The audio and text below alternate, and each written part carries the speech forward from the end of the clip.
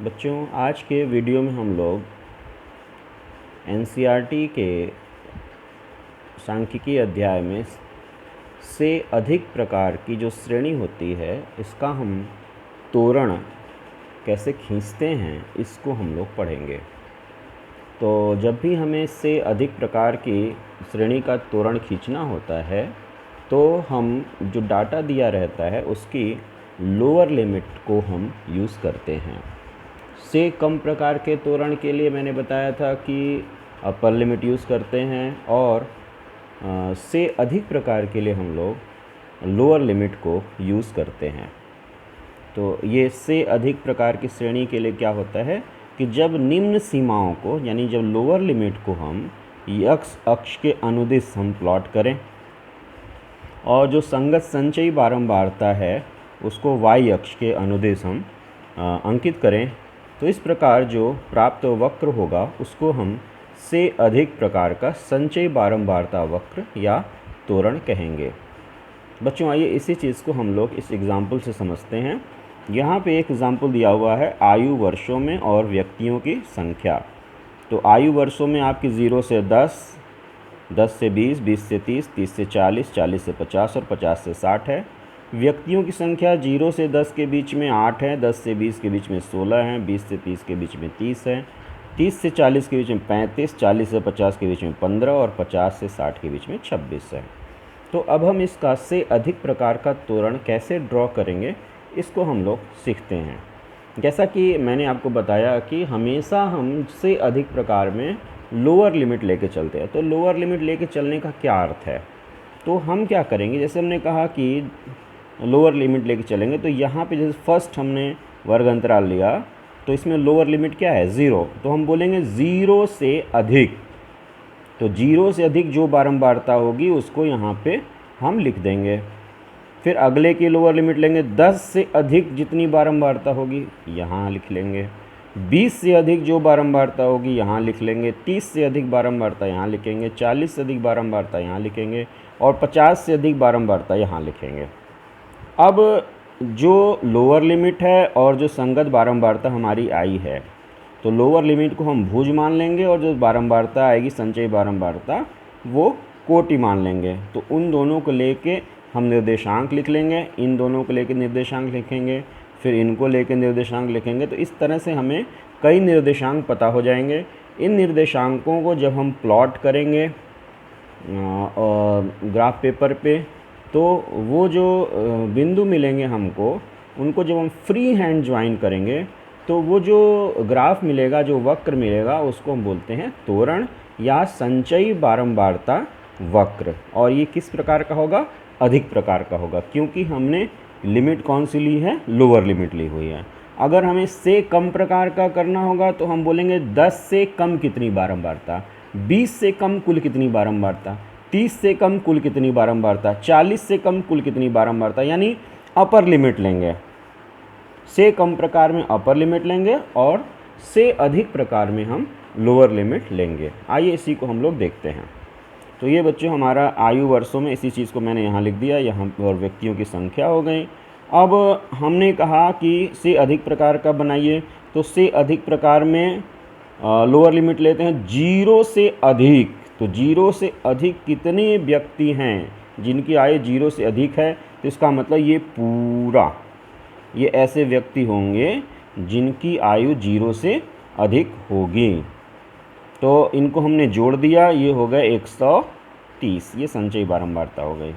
फिर हम 10 से अधिक, तो 0 से 10 से बीच में 8 हैं, तो 10 से अधिक माने ये पूरा, या दूसरे शब्दों में हम ये कह सकते हैं कि इस पूरे में से इसको निकाल देंगे। तो ये पूरा हमारा 130 आया है, तो उसमें से 8 निकाल देंगे तो हो गया 122। फिर 20 से अधिक, तो 20 से अधिक मतलब ये प्लस ये प्लस ये प्लस ये, या पूरे में से 16 धन 8 इसको हम निकाल दें, ये 20 से अधिक लोग हो जाएंगे, 20 वर्ष से अधिक लोग हो जाएंगे। तो 20 वर्ष से अधिक निकालना होगा तो ये पूरा जोड़ दें, या हम पूरे में से 0 से 20 तक की आयु वाले लोगों को निकाल दें, यानी 16 धन 8 यानी 24 लोगों को निकाल दें। तो ये कुल आया 130 में से 24 निकाल दिए 106। इसी प्रकार से 30 से 40 के बीच में हो गया 35, 15, 40 और 20, 50, 6, 35 और 15, 50, 50 और 26, 76, ये हो गया 76। 40 से अधिक वालों में हो गया 15 धन 26, 26 और 15 होता है 41। 50 से अधिक हो गया 26, 50 से 60 के बीच में 26। और अगर मैं बोलूँ 60 से अधिक, तो 60 से अधिक दिया ही नहीं, इसका मतलब 60 से अधिक शून्य होंगे। तो इस तरह से हम से अधिक प्रकार की संचयी बारंबारता टेबल ऐसे हमने बना लिया। अब हम क्या करेंगे कि लोअर लिमिट लेंगे और संचयी बारंबारता लेंगे, इसको लेके हम पॉइंट फॉर्मेशन करेंगे, पॉइंट का निर्देशांक लेंगे।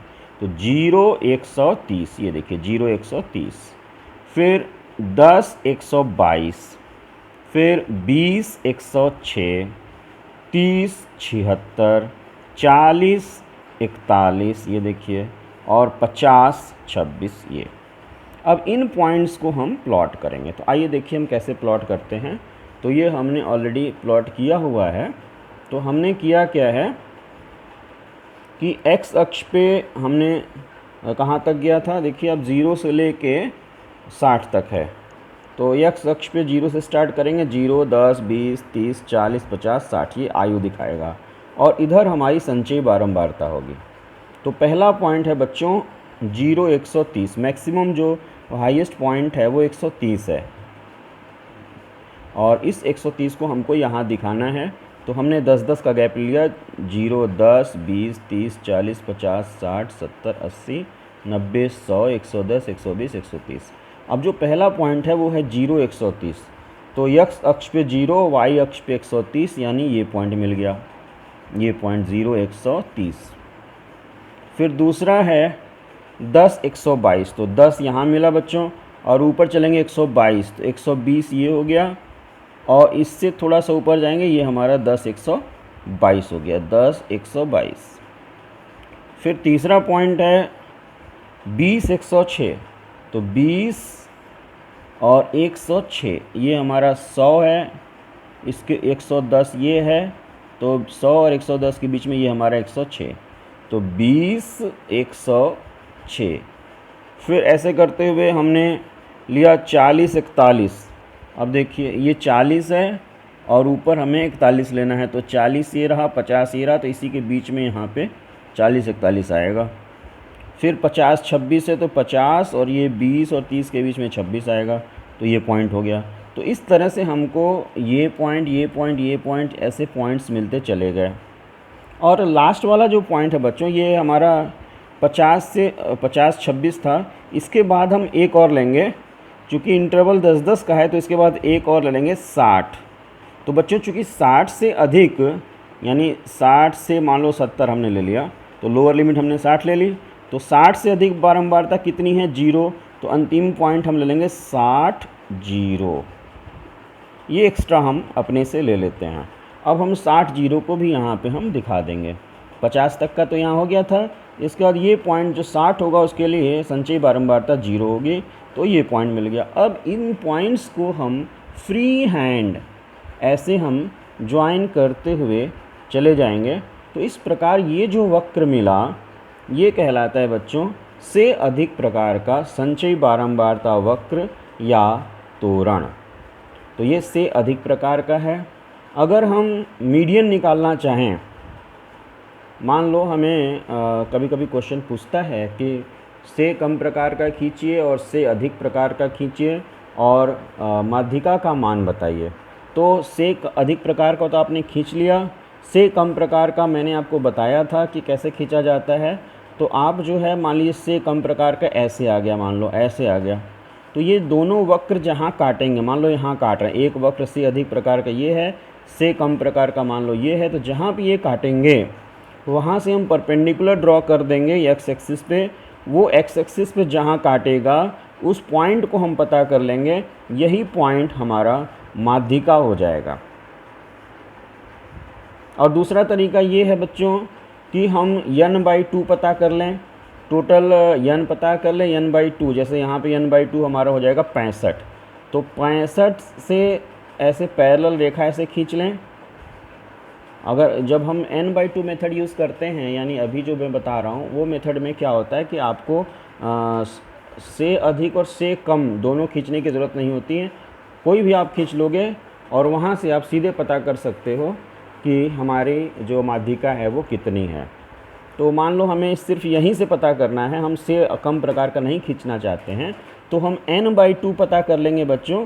n/2 मान लो यहाँ पे मिला हमको 65 होगा, तो 65 से ऐसे पैरेलल रेखा एक्स एक्सिस के समांतर रेखा से खींच लिया, ये यहाँ पे काटेगा, फिर यहाँ से हमने इस पे लंब डाल दिया, तो ये जो पॉइंट होगा यही हमारी माध्यिका होगी। तो इस तरह से बच्चों हम चाहे तो से कम से अधिक में से कोई अगर एक वक्र हमारे पास मौजूद है तो भी माध्यिका ज्ञात कर सकते हैं, और अगर दोनों पता हैं तो दोनों वक्रों का जो कटान बिंदु होगा उस कटान बिंदु से भी हम माध्यिका का मान पता कर सकते हैं।